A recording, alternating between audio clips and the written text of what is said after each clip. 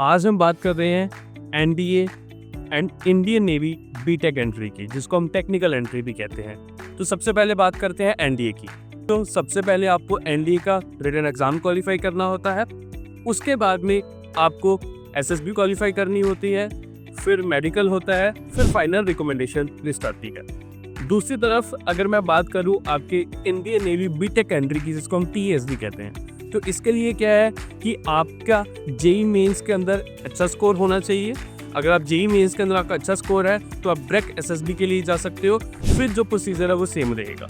और दूसरी तरफ अगर मैं एनडीए की बात करूं, अगर आप एनडीए क्वालिफाई करके जाते हो तो आप national defence academy Khadakwasla Pune के अंदर जाओगे। वहाँ पर 3 साल की आपकी ट्राई सर्विस की जो है वो ट्रेनिंग होगी। चाहे फिर आप इंडियन नेवी के लिए जा रहे हो, चाहे फिर आप इंडियन आर्मी के लिए जा रहे हो, चाहे फिर आप इंडियन एयरफोर्स के लिए जा रहे हो, इन तीनों की जो कॉमन जो ट्रेनिंग है वो आपकी नेशनल डिफेंस एकेडमी खड़गवासला के अंदर होगी। एंड उसके बाद में 1 साल की जो ट्रेनिंग है वो आपकी रिस्पेक्टेड अकेडमीज में होगी। फॉर एग्जाम्पल कि अगर आप इंडियन आर्मी के लिए जा रहे हो तो आपकी जो ट्रेनिंग है वो आईएमए में होगी।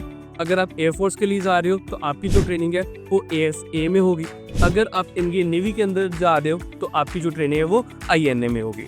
दूसरी तरफ अगर मैं बीटेक एंट्री की बात करूँ तो बीटेक एंट्री के अंदर क्या होता है कि आपकी जो 4 इयर्स की ट्रेनिंग है वो आईएनए के अंदर होती है, वो एनडीए के अंदर नहीं होती। बट आफ्टर अ ट्रेनिंग आप वहाँ पर भी अगर आप बीटेक एंट्री के अंदर जा रहे हो तो आपको वहाँ पर भी बीटेक करनी है, अगर आप एनडीए एंट्री के अंदर जा रहे हो तो आपको तब भी बीटेक करनी है।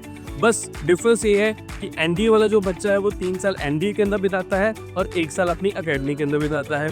जो बीटेक वाला बच्चा है जो टेक्निकल एंट्री से जा रहा है वो चारों की चारों साल जो है वो आईएनए के अंदर बिताएगा, इंडियन नेवी एकेडमी के अंदर बिताएगा। और इसके अलावा कोई भी डिफरेंस नहीं है। पे scale, rank, each and everything is same. जय हिंद, जय भारत।